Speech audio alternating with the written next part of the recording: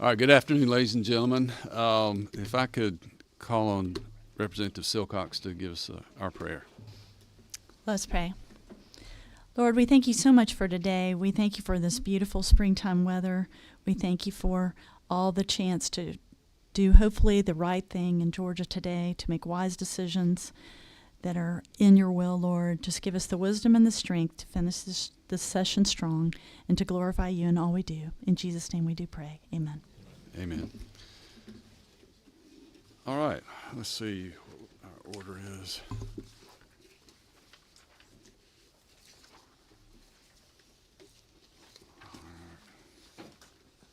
Let's see. Todd's not here, so 232 and 450. all right, we'll call up Senate Bill 232. Yeah, I have to look too. I can't keep up with it.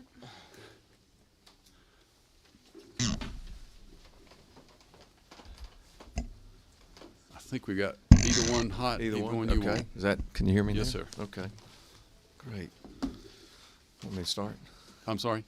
Shall I start now? Yeah, or- you okay. got the floor. Go right. Okay, go thank you, ahead. Mr. Chairman. I appreciate that. Good to be with you all, members of the committee. Thank you for the time you're giving me and giving the consideration of this bill. And Mr. Chairman, thank you for your kind considerations on scheduling issues and hearing me first. I Yes, appreciate that on the two bills. So Senate Bill 232 it comes from our probate judges who have very thoughtfully approached the issue that has been a difficult part of their office administration for some time now, and that is how do they more uniformly address the fees that are charged to public and lawyers who come and interface with their office.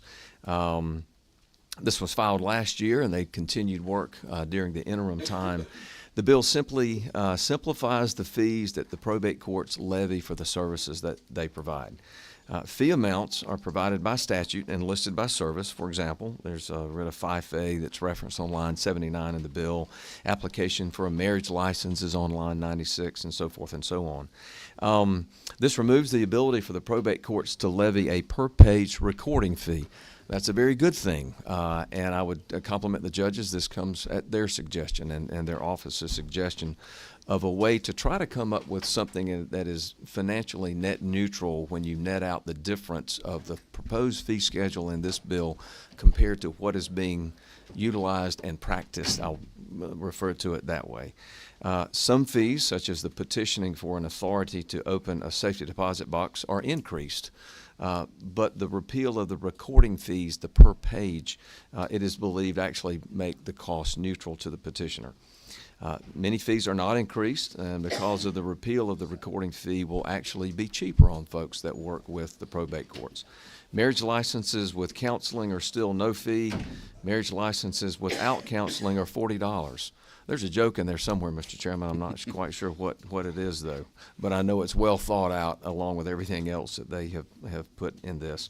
So overall, the bill fee structure reflects multi-year work among the probate judges to determine what services are in most need and those that are relatively unique. This also reflects a more streamlined and modernized structure to the whole process. I'm happy to answer any questions that the committee may have. The bill is fairly straightforward, but I want to compliment and also, Mr. Chairman, with your permission, just acknowledge that we have Judge Markham in attendance who worked on the bill, Judge Harris, my judge from Macon, my probate judge from Macon, and Judge Wood from Cherokee are also here, and I'm sure they would be pleased to answer any questions and help illuminate anything about the bill and what we're trying to do. All right, who's got 16 of it? Representative Kelly. Thank you, Mr. Chairman. I just wanted to thank the president of the Senate, because I can never figure out what my fees are when I'm making a filing in probate court. And I get it wrong, and I get checks cut that are wrong, and it slows me down. So I appreciate you clearing my desk a little bit for me with this. So thank you for the bill. Thank you, Representative Kelly. I appreciate that comment. Thank you. And I think a lot of people are going to like this process, quite frankly. Next up is Judge Scoggins, and I think he would have had a lot more hair if this had come along. I did. I pulled it all out when I was serving as probate judge. At the proper time, I'd like to make a motion, please. Yes, sir. Oh. Yep. Was there going to be an amendment in here? Yes, Judge, thank you. You want to address that? Mr. Chairman, thank you for that. I understand there's a friendly amendment to make the effective date of this January 1 of 25, and I would invite that and consider that a friendly amendment if someone wanted to make that. And that comes at the request of and would be consistent with what the probate judges who have worked so hard on this would like to see for an effective date. All right. And did y'all want to speak on this? Not unless you have a question. Okay. What's the will of the committee? Second. All right, I got a motion and a second. We need to have a discussion. Is everyone aware of what the amendment might be on this? January 1st, 2025. Yes. Okay. Yes, sir. Line And I 181. move on line 181 to amend it to January, from July to January. All right. Do I hear a second? All right, got a motion and a second. Any further discussion of that? Hearing none, all those in favor of the amendment to change on line 181, July 1st, 2025 to January 1st, 2025. All those in favor say aye. Aye. Any opposed? All right, we have the amendment. Any further discussion on the bill? Any other amendments? Hearing none, all those in favor of the passage of the bill say aye. Aye. Any opposed? All right, well, that was easy. Thank you, Mr. Chairman, and Yes, thank you sir. to the committee. All right, now we go to Senate Bill 450. Yes, sir. This is, we always use that phrase, this is a cleanup bill. This one actually is, isn't it, Chairman Leverett? It really is a cleanup bill.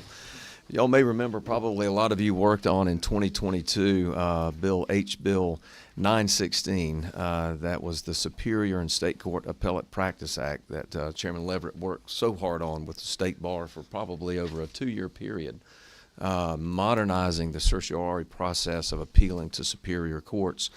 This bill cleans up some unintended interpretation of 2022's HB 916 with respect to the appeals from the probate court. The intent of HB 916, again 2 years ago, was to continue the long-standing ability for parties in probate and magistrate courts to appeal to the superior courts from with a de novo review and an opportunity for a jury trial. Now, what the bench and bar has come to find out is that the effective date of HB 916 is a gray area as to whether those appeals are still available or if it's an appeal for error, and now the only standard of review that's available. In essence, the question is, do we want to maintain that those appellants that want to appeal to the Superior Court have a right of de novo appeal? It was not intended that that be changed, but the wording on this very thick, complex bill that we passed 2 years ago, HB 916, in relation to everything else that was done, we wound up with this small, slight gray area. So the intent was at the time to always preserve those appeals, and this bill simply clarifies that. During the legislative vetting process, prosecutors came to us and noted that some probate courts handle traffic cases where bench trials are available to a defendant, and defendants are always entitled to demand a jury trial which then sends their case to the state or superior court. We made sure that in this revision that the defendants in traffic cases continue to clearly have that right that they had before. Again, happy to answer any questions, but my good friend Chairman Leverett, who also worked on that, has also flagged some cleanup provisions in addition to what we initially introduced as the cleanup to HB 916 from 2 years ago. And I don't know if Chairman Leverett wants to address those, but they absolutely are great catches on his part to make sure that we hopefully have a completely cleaned up bill this time. All right, did you want to talk? If I may, Mr. Yes, sir. Go ahead. Thank you, Mr. Chairman, and thank you, President Kennedy. Well, that has an interesting sound to it. President Pro Tem Kennedy, for allowing me to jump into your bill here with some similar sort of housekeeping measures. And I have to credit Representative Reeves for this, because he sort of got an earful at the eminent domain seminar this summer, and to avoid him from being tarred and feathered next year, I thought we should try to make some changes. The issue was when we made the changes last time, we were trying to catch any time there was the word notice of appeal, we would insert petition for review. Well, that word appears in Title 32 in the declaration of taking procedure for a taking, and it really is not an appeal from one court to another. It really is the name for the pleading that's filed in that proceeding in the Superior Court when the landowner wishes to challenge the value that the government has given to the property that they're taking. So generally in a declaration of taking, the local government usually, or at least in my experience, they can be used by other entities, but they would, like on a road widening, they would file a declaration of taking as a civil action. They also can file that declaration in the real estate records, because once it's filed, title transfers to the governmental entity, and they're also required to deposit with that declaration the amount of money that they contend the landowner is entitled to. If the landowner thinks that's sufficient, they can just request to have the money paid out to them and the case is effectively over. If they don't believe it's sufficient, they file a pleading to raise the issue of value and to request a trial on value, and that has been called in the code in these sections in Title 32 notice of appeal. But it's not really appealing from one court to another, it's just appealing the government's determination on what the value of the property that's being taken is. So we basically just reverted 3 or 4 sections in, I think it's Chapter 3 of Title 32 back to their pre-22 text, thus hopefully bringing peace and happiness once again to the eminent domain bar, and avoiding Vice Chairman Reeves from being tarred and feathered and pilloried. So we just leave everybody else confused about what's going on. Okay. So now, and again, I appreciate the pro tem allowing me to do this, because we've been, my share reason I've been working on this, and just the back and forth was a little slow, and we just weren't able to get a bill together by the time of crossover. But I greatly appreciate the pro tem allowing us to sort of jump onto his wagon, so to speak. All right. Well, appreciate you bringing the bill, and I don't see any questions. Any questions from the committee? All right. Do I hear a motion? All right, got a motion and a second. Any further discussion, any amendments? Hearing none, all those in favor of the bill say aye. Aye. Any opposed? All right, bill's gone to rules. Thank you, Mr. Chairman. Yes, sir. I appreciate you, and my thanks to the committee. And I'll sign the documents if you want to Sir? carry the rules Oh. form. Okay. You got them?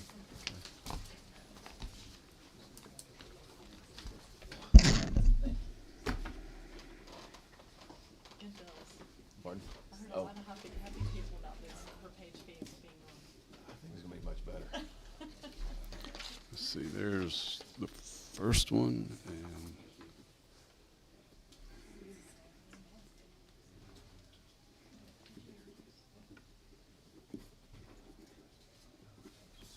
there you go, sir. Yes, sir. Absolutely. Oh, Senator Williams, are you ready? Yes. While we're having a transition here, I want to recognize our Court of Appeals Judge, McFadden. How you doing, sir? Very well, Mr. Chairman. Is it good to see you? I also want to recognize the Appalachian Circuit Chief Judge, I think. You still that? Okay, Brenda Weaver. The headaches that all go with it, so. All right, Senator Williams, if you want to tell us about your bill, please, 368. Thank you. Thank you, Mr. Chairman and members of the committee. I bring before you a bill to prohibit foreign money and interference in our elections here in the United States, especially in Georgia. This bill prohibits foreign nationals from contributing to candidates or campaign committees, prohibits candidates and campaign committees from accepting contributions from foreign nationals. It requires agents of foreign principals to register with the State Ethics Commissioner and provides registration requirements, and requires agents of foreign principals to make certain disclosures when advocating on behalf of foreign principals. I I'll be glad to answer any questions. And I have also Mr. Gabe Sterling with the Secretary of State's office here. If I can't answer it, I'm sure he can. Thank you. Okay. Let's see, I don't see any questions by the committee. Gabe, you want to, oh, I got one now. Representative Evans. Thank you, Mr. Chairman. Thank you, Senator, for bringing this bill. Can you, I have two questions, and if you can't answer them, we need to wait for the others, that's fine. But I wanted to know, is this happening? At what rate? How have we found it? And then also, I was a little surprised to find out that this wasn't already in code, and so I was just curious how it came about. That's correct. It's not in code. And, you know, as I served in the House, served on the elections bills, and served in elections for many years before I was elected as chief registrar. But foreign nationals are required to register on the national level, but there's nothing on the state level that requires them to register. And so it's just, hey, let's just close this loophole to prevent any of that from happening. The fine would be $500,000. So, you know, the people that might contribute to these elections, they're doing so with a lot of money. So the fine's got to be stiff to really get their attention. Mm-hmm. So, did I answer your question clearly, or somewhat? But I think your phone a friend showed up. Well, thank you, Mr. We'll Chairman. let him weigh in. Okay. Thank you. And I want to thank Chairman Williams for working with our office on this. Secretary Raffensperger became aware of this, I hate the term loophole because it's just basically not in code. At the federal level, there is a law already that says foreign nationals cannot contribute to candidates or candidate committees with a person's name on it, with a candidate. But it doesn't prohibit, and now we've seen this in several states, the most recent was in Ohio, up to $20 million of foreign money came in on some of their referendum campaigns.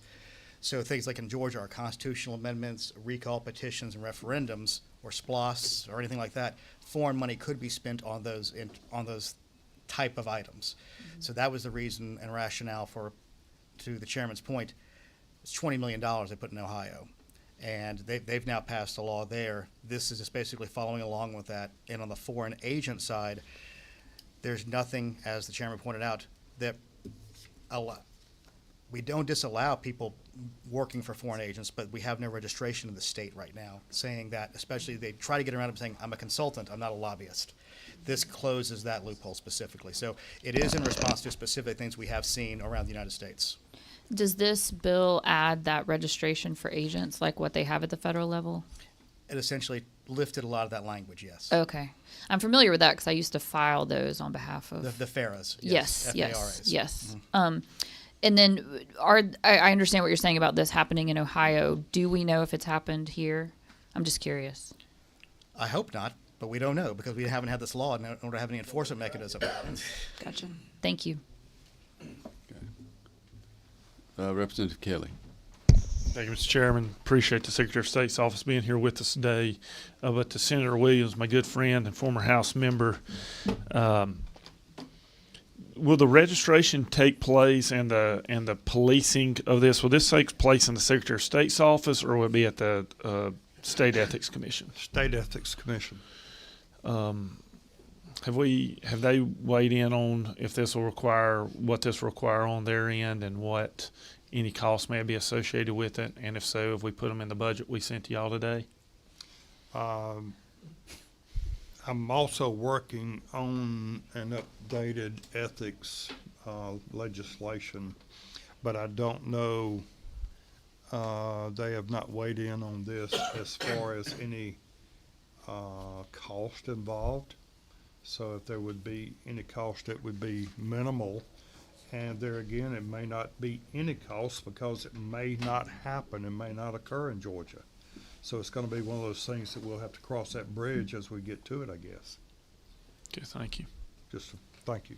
And we do think the current lobbyist registration system they have in place can be easily amended to take into the foreign agent side. Okay. Vice Chair. Mr. Sterling, do you think one or two of those $500,000 fines might be able to help cover any costs? I think if we go to the general fund, and the wisdom of the legislature would see to that. Representative Silcox. So what's to protect someone from not just creating a shell corporation or LLC and registering that in lieu of If you what go- they really are? If you go down into the depths of the bill, there's a section around line 57 or so. It's about the beneficial ownership. You're right. There could be a way to potentially get around this, Right. but, and this is one of the things we have in the Secretary of State's office with LLCs. We would like to see some deeper filings by some of these, so we could figure out so they can't use shell corporations to kind of play hide the ball. But without this as a starting point, there's nowhere to go from there. So Okay, your point that's is well fair. taken. Thank you. Okay. Any other questions? Is he here? Okay. All right, thank you, gentlemen. I got one more speaker on this, and then we'll take it back. If you want to sit there, that's fine. Sure, thank you. I'll call Taylor Hawkins. Oh, there he is. I didn't see him back there. All right. Thank you, Mr. Chairman. Taylor Hawkins with Frontline Policy Council. Just wanted to take the opportunity to commend the work of Senator Williams and urge this committee to vote to pass this piece of legislation, which does a number of things. I'll just highlight them briefly. We think it protects our state's sovereignty in a very meaningful way by making sure that the decisions of this state and the way that those are marketed in an election year reflect the citizens' decisions within this state and not those of outside entities. We think it also safeguards our democracy would seek to prevent. We also think it prevents corruption and conflicts of interest in very meaningful ways, which could arise and we believe have been shown to arise in some elections across the country. And then finally, we believe that it maintains transparency and accountability. And again, reiterating the fact that it ensures that Georgians decide Georgia elections and that the meaningful and significant contributions that drive those elections are ones that come from within the state and within our nation, at the very least within those who share the national borders and the interests of our amazing and fantastic nation, which we all seek to preserve for the next generation. So with that, we just urge this committee to pass this piece of legislation. All right. I see no questions. Thank you, Mr. Chairman. Well, hold on. Got one popped up. Representative Kelly. Not necessarily addressed to Taylor, but to the senator, I would just ask for a commitment if we move this forward today that if there's any increased cost that the Ethics Commission tells you before now and the time y'all pass the budget, that y'all will try to accommodate those budgetary concerns should there be any. I like the bill. I'm just nervous about the mechanism of enforcement and what it'll have on our state budget. Generally, we're pretty safe of not giving more work without giving more money and input. So it's just my thought. Yes, sir, thank you. All right. Thank you. All right. Representative Silcox. I make a motion to pass. All right. Do I hear a second? Got a second? Any amendments? Any further discussion? All those in favor of the passage of this bill will say aye. Aye. Any opposed? Okay, your bill's off to rules. Thank you. Got a sheet for him.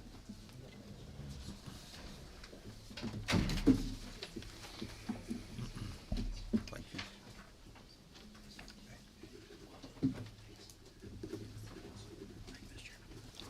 Sir, appreciate it.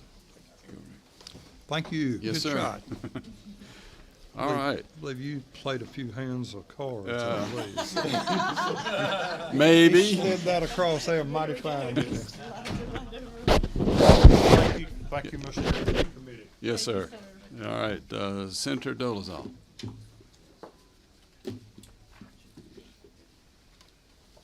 How are you today? I'm doing well, Mr. Chairman. What did my colleague commit to in the budget? I couldn't quite hear what he was promising y'all. It's an unknown amount, we'll put it that way. Well, that's fair.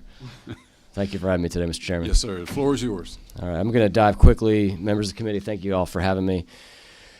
I think a lot of us were here a couple years ago when we passed the COVID liability protections. I actually remember it was a sine die, last minute I guess we'll call it fight between the then Speaker and then Lieutenant Governor. And what emerged from that was COVID liability protections for businesses and landowners and large events that were contingent upon either the posting of a sign in front of a building or, and I didn't even know this until I read the bill, the printing of the COVID liability disclaimer on a ticket in a 10-point font, which frankly I don't know that anybody has done or is doing, certainly not doing today. So what Senate Bill 430 does is it maintains the COVID liability protections, but it no longer makes them contingent upon the placing of a sign in front of a business or printing of a ticket in the case of an event. And that's all this bill does, Mr. Chairman. All right. Representative Kelly. I remember a little bit about that. The world was turned upside down, and we were all trying to figure out the best way to deal That's with right. it. And I appreciate us coming back to take a look at this. I seem to remember that we had sunset the entire COVID liability bill and protections. Was that your recollection too? And I think that we extended that. I do believe that's correct, Representative, and I think that we actually extended that. I think I may have had a bill that extended that, although I don't recall. It's been a while. But it hasn't been extended to cover to today, correct? Correct. Senate Bill 2, that actually is currently in the Senate, would have struck that, and some lawyers got concerned that that was going to be problematic for some reason. I'm not exactly sure why, to be honest with you. You lawyers confuse me sometimes. And so I was just curious if the bill, if the legislation had its sunset and the sun never came back up, what's the impetus of the bill if it's not current Georgia law today? Let me look at, if you don't mind, I'm going to look something up really quick just to clarify.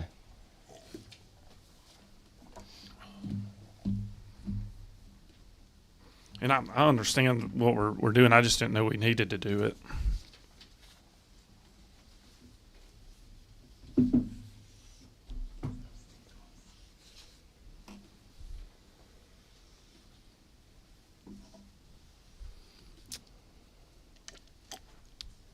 Yeah, and where I'm looking for the answer to that, I'm not actually finding it. This is actually a trip down memory lane. We approved it on August 5th of 2020. If you recall, Wow. we came back in for that resuming of the regular session that was suspended that year. I'll need to look into that to get clarity, because I actually had a bill, Senate Bill 2, that I introduced last year that essentially endeavored to permanently enshrine those protections. I think that we may still be sitting within that sunset period, but I'd certainly be happy to check on that for you. Thank you. Representative Evans. Thank you, Mr. Chairman. Thank you, Senator. I was curious if there's any other transmittable disease like this where we say that the person who's coming onto the premises has a rebuttable presumption that they've assumed the risk that they might get COVID. Like, is there anything else where they've got a rebuttable presumption and that they assume the risk of getting fill in the blank? And I don't think there is, but I'd like to know if there is. And I thought COVID was over, and I'm wondering why do we still have this special provision? Why would we want to still have a special provision for COVID? Yeah, well, I think, as you know, two things. One, I don't know the answer to your first question. I believe the reason that we contemplated this at the time is that the answer was no. And while I think that it's true that the